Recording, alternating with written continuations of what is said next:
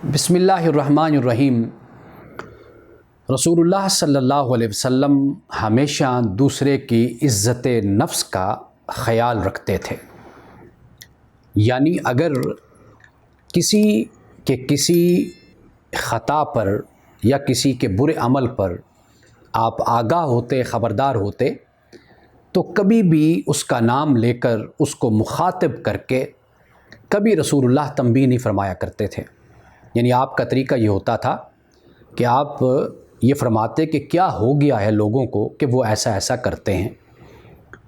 اور وہ برائی اور وہ برا عمل جس شخص میں ہوتا تھا وہ سمجھ جاتا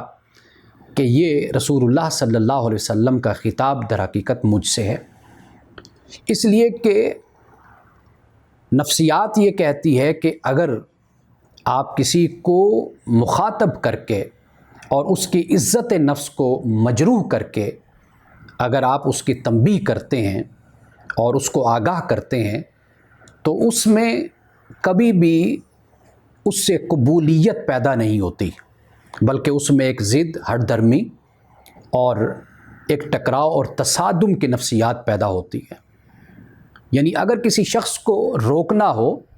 تو اس کا ایک تو بہتر راستہ اور طریقہ یہ ہوتا ہے کہ اس کو علیحدگی میں جا کر اس معاملے میں سمجھا دیا جائے،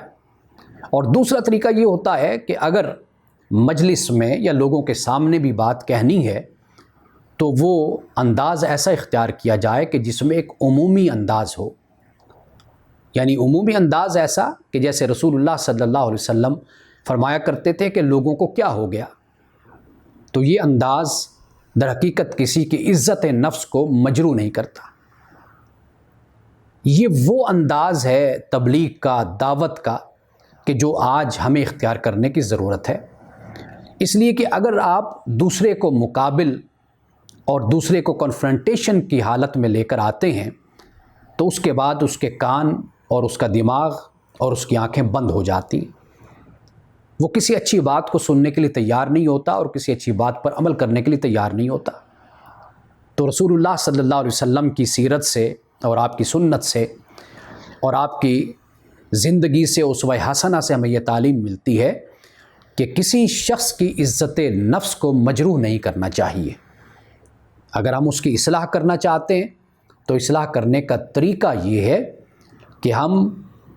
اس انداز سے گفتگو کریں اور اس انداز سے کلام کریں کہ ہماری بات اس کے دل میں اترے اور وہ اپنے رویے پر توجہ کرے اور اپنے رویے کو بدلنے کی کوشش کرے